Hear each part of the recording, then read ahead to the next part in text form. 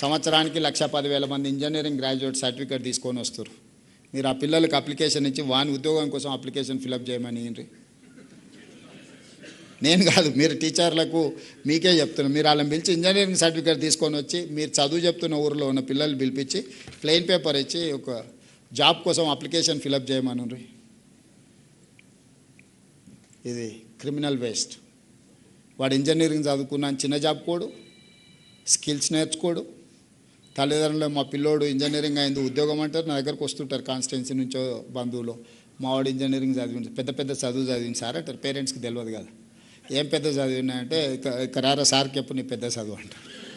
సరే ఏం చదివినా అంటే ఏదో కాలేజీలో ఇంజనీరింగ్ ఏదో చదివినా అంటాడు. ఓకే ఫైన్, ఏంద్రా ఎక్కడుంది ఉద్యోగం అంటే నాకేం తెలుసు సార్ అని. మరి నాకేంటి తెలుసు సార్ అంటే నీ దగ్గర ఇంతమంది ఐఏఎస్లు ఉన్నారు కదా సార్ వాళ్ళని అడిగితే చెప్తాడు అంటాడు.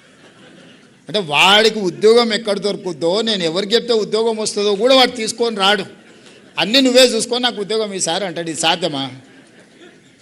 అంటే నేను అనేది ఆ పిల్లల్ని తప్పు పట్టడం లేదు, వాళ్ళని మనం తయారు చేయలేకపోతున్నాం. నేర్పితే ఎందుకు నేర్చుకోడు? అందుకే ఈరోజు గవర్నమెంట్ ఇంజనీరింగ్ కాలేజ్లో 24,000 మంది స్టూడెంట్స్ ఉన్నారు. 19 ఇంజనీరింగ్ కాలేజ్లో 22 ఇంజనీరింగ్ కాలేజ్లో ఉన్నట్టున్నాయి. 24,000 స్టూడెంట్స్ ఉన్నారు. First 2 years basic education what ever local, next 2 years వాళ్ళ స్కిల్ ఏర్పడడానికి విదేశాలకు పంపించడానికి ఈ పిల్లలు ఎవరెవరు ఉన్నారో, ప్లస్ అంబేద్కర్ ఓపెన్ యూనివర్సిటీలో జర్మన్ ఈ లాంగ్వేజెస్ మీద కూడా మనం పెడుతున్నాం. క్లియర్గా ఆ పిల్లలకి లాంగ్వేజ్ నేర్పి వాళ్ళకు ఇంజనీరింగ్ కాలేజ్ గవర్నమెంట్లో చదువుకుంటే ఉద్యోగం వస్తుందనే నమ్మకం, సొంతంగా ఉపాధి చేసుకోగలుగుతాం అనే నమ్మకం కలిగించేటట్ల ఇంజనీరింగ్ కాలేజీలను కూడా మనం ప్రక్షాళన చేయాలి. మన ఓరియంటేషన్ మారినంత వరకు ఇది మారదు. As a political executive I have to take responsibility. అందుకే ఈరోజు విద్యాశాఖ నా దగ్గర పెట్టుకున్నా. చాలామంది గతంలోనైనా సాగునీరు పెట్టుకున్నాడు, 80,000 పుస్తకాలు చదివాడు, కాళేశ్వరం కట్టాడు, 3 ఏళ్ళ కూలేశ్వరం అయింది. నేనేం తీసుకోలేదే, అది రెవెన్యూ ఏం తీసుకోలేదు. అంతకుముందు రెవెన్యూ వాళ్ళ దగ్గర ఉన్నాడు, రెవెన్యూ నా దగ్గర లేదే, ఫైనాన్స్ నా దగ్గర లేదే, ఐటీ అండ్ ఇండస్ట్రీస్ నా దగ్గర లేదే. ఏం తీసుకున్నా? నేను విద్యాశాఖ తీసుకున్నా. రోజు తిట్లు తినాలి, కానీ ఆ తిట్లు పడకుండా ఉండాలంటే కాపాడాల్సింది మీరే. లేదు అంటే మీరు అందరు కలిసి తీర్మానం అనేది ఎవరికైనా ఇస్తాం, మీరు కోరుకున్న వాళ్ళకి ఇస్తా శాఖ.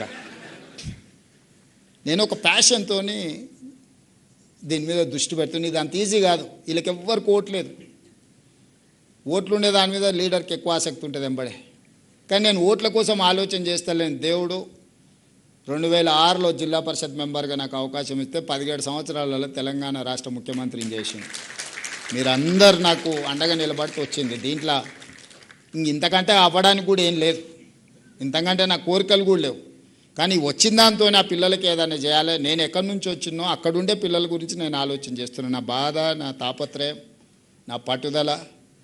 ఏ మారుమూల గ్రామం నుంచి అయితే నేను వచ్చినో అలాంటి గ్రామాలే 12,000 ఉన్నాయి తెలంగాణ రాష్ట్రంలో. 12,000 గ్రామాలలో రేవంత్ రెడ్డిలు ఉన్నారు. కానీ వాళ్ళకి అవకాశం వచ్చో రాకనో ఓరియంటేషన్ లేకపోవడం వల్లనే నష్టపోతున్నారు. ఆ పిల్లలకు మంచి భవిష్యత్తు ఇవ్వాలనేదే నా ఉద్దేశం, అంతకుమించి నాకేం లేదు. అందుకే నేను నర్సరీ నుంచి మొదలుపెట్టిన. వాడికి ఓటు వచ్చేది ఎప్పుడు, నాకు వేసేది ఎప్పుడు.